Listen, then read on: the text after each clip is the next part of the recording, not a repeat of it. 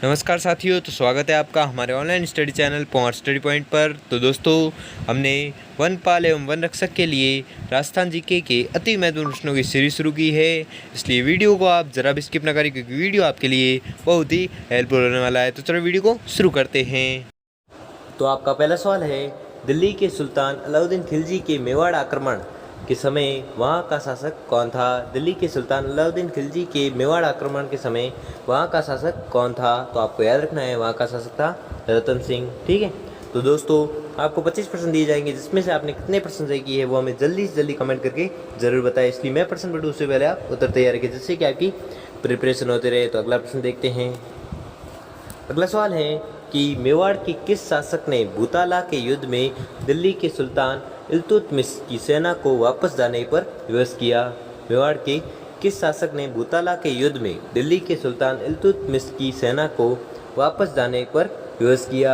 तो आपको याद रखना है, वह था जयद्रथ सिंह। ठीक है, जयद्रथ सिंह वह शासक था जिसने भूताला के युद्ध में दिल्ली के सुल्तान इल्तुतमिश की सेना को वापस जाने पर विवश किया था। अगला देखते हैं। अगला सवाल है कि मेवाड़ के इतिहासकार में सर्वप्रथम सोने के सिक्के जारी करने वाला था? मेवाड़ के इतिहास में सर्वप्रथम सोने के सिक्के जारी करने वाला था तो कौन था? बप्पा रावल। ठीक है, बप्पा रावल ऐसा शासक था जिसने सर्वप्रथम सोने के सिक्के जारी किए थे। अगला देखते हैं। अगला सवाल है कि मेवाड़ के रावल राजवंश का संस्थापक कौन था? मेवाड़ के रावल राजवंश का संस्थापक कौन था? तो आपको याद रखना है, वह था बप्पा। ठीक है, अगला देखते हैं। अगला सवाल है कि बीकानेर के किस शासक ने प्रथम विश्व युद्ध में अंग्रेजों के सहयोग के लिए बीकानेरी ऊँटों का रिसाला संगठित किया, जो सोमालीलैंड में बहुत उपयोगी साबित हुआ? बीकानेर के किस शासक ने प्रथम विश्व युद्ध में अंग्रेजों के सहयोग के लिए बीकानेरी ऊँट का रिसाला संगठित किया, जो सोमालीलैंड में बहुत उपयोगी साबित हुआ? तो वह शासक कौन था? राव गंगा सिंह। ठीक है, राव गंगा सिंह शासक ने प्रथम विश्व युद्ध में अंग्रेजों के सहयोग के लिए बीकानेरी ऊँटों का रिसाला संगठित किया, जो सोमालीलैंड में बहुत उपयोगी साबित हुआ। अगला देखते हैं। तो आपका अगला सवाल है कि बीकानेर के राठौड़ वंश का संस्थापक कौन था? बीकानेर के राठौड़ राजवंश का संस्थापक कौन था? तो आपको याद रखना है, वह था राव बीका। ठीक है, राव बीका था जो राठौड़ वंश का संस्थापक था। अगला देखते हैं। तो आपका अगला सवाल है कि भक्ति रस कवयित्री मीराबाई थी। भक्ति रस कवयित्री मीराबाई थी, तो मीराबाई क्या थी? एक राजपूत शासक की पत्नी थी। ठीक है, अगला देखते हैं। तो अगला सवाल है, किस मुगल बादशाह के समय में दुर्गादास के नेतृत्व में राठौड़ों ने मुगलों से लंबा संघर्ष किया?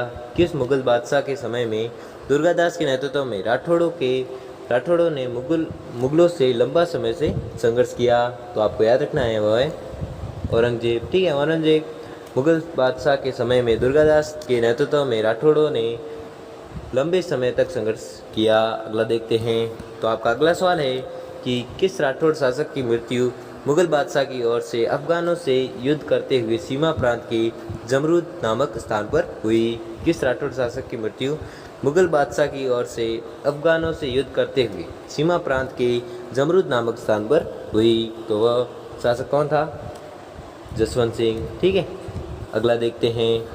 अगला सवाल है कि औरंगजेब ने जोधपुर के शासक जसवंत सिंह को 1658 ईस्वी के धर्मत के युद्ध में पराजित किया था? धर्मत किस राज्य में स्थित है? औरंगजेब ने जोधपुर के शासक जसवंत सिंह को 1658 ईस्वी के धर्मत युद्ध में पराजित किया था। ठीक है, धर्मत किस राज्य में स्थित है? तो धर्मत किस राज्य में स्थित है? मध्य प्रदेश में स्थित है। ठीक है, अगला देखते हैं। अगला सवाल है, पहला राजपूत शासक जिसने मुगल बादशाह अकबर की अधीनता मरते दम तक स्वीकार नहीं की? पहला राजपूत शासक जिसने मुगल बादशाह अकबर की अधीनता मरते दम तक स्वीकार नहीं की, तो वह था कौन? राव चंद्रसेन। ठीक है, राव चंद्रसेन वह शासक था जिसने मरते दम तक मुगलों की अधीनता स्वीकार नहीं की थी। अगला देखते हैं। तो अगला सवाल है, मारवाड़ के किस शासक के समय में अत्यधिक कठिनाई से मिली सैमल की विजय के बाद शेरशाह हिंदुस्तान की बादशाह खो देता है? मारवाड़ के किस शासक के समय में अत्यधिक कठिनाई से मिली सैमल की विजय के बाद शेरशाह हिंदुस्तान की बादशाह खो देता है? तो आपको याद रखना है, वह है राव मालदेव। ठीक है, राव मालदेव शासक के समय में अत्यधिक कठिनाई से मिली सैमल की विजय के बाद शेरशाह हिंदुस्तान की बादशाह खो देता है। अगला देखते हैं। तो अगला सवाल है, जोधपुर नगर का संस्थापक कौन था? जोधपुर नगर का संस्थापक कौन था? तो आपको याद रखना है, वह था राव जोधा। अगला देखते हैं।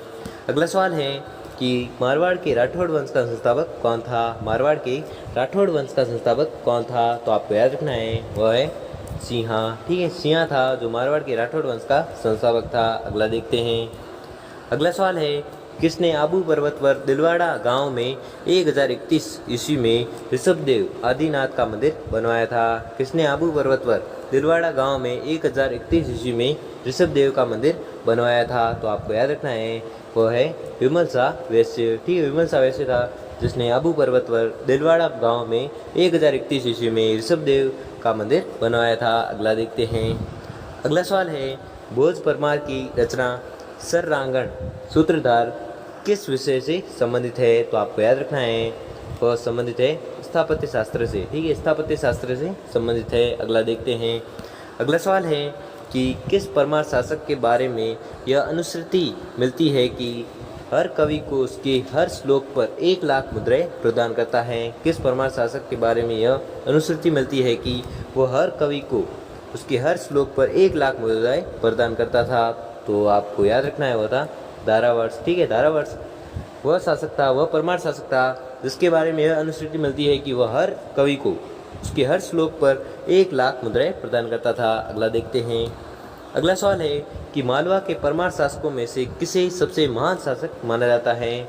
मालवा के परमार शासकों में से किसे सबसे महान शासक माना जाता है? तो आपको याद रखना है, वह है भोज परमार। ठीक है, भोज परमार है जिसे महानतम शासकों में माना जाता है। अगला देखते हैं। अगला सवाल है कि किस परमार शासक के संबंध में वर्णन मिलता है कि वह एक बाण से 3 भैंसों को बींद डालता था? किस परमार शासक के संबंध में वर्णन मिलता है कि वह एक बाण से 3 भैंस को बींद डालता था? तो वह शासक था कौन? धारावर्ष। ठीक है, अगला देखते हैं।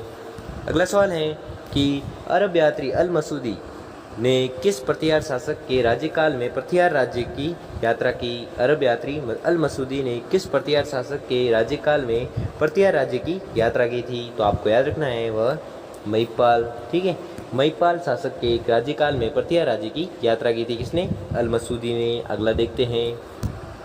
तो आपका अगला सवाल है, निम्नलिखित में से कौन सा प्रतिहार शासक कर्पूर मंजरी के रचयिता राजशेखर का शिष्य तथा संरक्षक था? निम्नलिखित में से कौन सा प्रतिहार शासक कर्पूर मंजरी के रचयिता राजशेखर का शिष्य तथा संरक्षक था? तो आपको याद रखना है, वह था महेंद्रपाल प्रथम। ठीक है, महेंद्रपाल प्रथम वह शासक था जिसने कर्पूर मंजरी के रचयिता राजशेखर का शिष्य तथा संरक्षक था। ठीक, कौन? महेंद्रपाल प्रथम। अगला देखते हैं। अगला सवाल है कि अरब यात्री सुलेमान ने किस प्रतिहार शासक की सैनिक शक्ति और सुव्यवस्थित शासन की बड़ी प्रशंसा की है? अरब यात्री सुलेमान ने किस प्रतिहार शासक की सैनिक शक्ति और सुव्यवस्थित शासन व्यवस्था की बड़ी प्रशंसा की है? तो आपको याद रखना है, किसकी की थी? मीरबोज की। ठीक है, मीरबोज की सैनिक शक्ति और सुव्यवस्थित शासन की बड़ी प्रशंसा की थी किसने? सुलेमान ने। अगला देखते हैं। अगला सवाल है कि प्रतिहार वंश का सर्वश्रेष्ठ शासक था? प्रतिहार वंश का सर्वश्रेष्ठ शासक था तो कौन था? मीरबोज। ठीक है, मीरबोज था जो प्रतिहार वंश का सर्वश्रेष्ठ शासक था। अगला देखते हैं।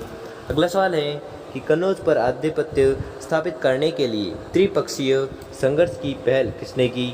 कन्नौज पर आधिपत्य स्थापित करने के लिए त्रिपक्षीय संघर्ष की पहल किसने की? तो आपको याद रखना है, यह की थी प्रतिहार नरेश वत्सराज ने। ठीक है, प्रतिहार नरेश वत्सराज ने त्रिपक्षीय संघर्ष की पहल की थी। अगला देखते हैं। तो आपका अगला सवाल है कि जयसिंह सूरी लेखक थे। जयसिंह सूरी लेखक थे किसके थे? अमीर मठ मर्दन के। ठीक है, अमीर मद मर्दन के लेखक थे कौन? जयसिंह सूरी। तो दोस्तों, आपको 25% दिए गए, जिसमें से आपने कितने परसेंट सही किए हैं वो हमें जल्दी से जल्दी कमेंट करके जरूर बताएं। और अगर आपको वीडियो अच्छा लगा, आपके लिए थोड़ा सा भी हेल्पफुल साबित हुआ तो वीडियो को लाइक और चैनल को सब्सक्राइब करें। धन्यवाद।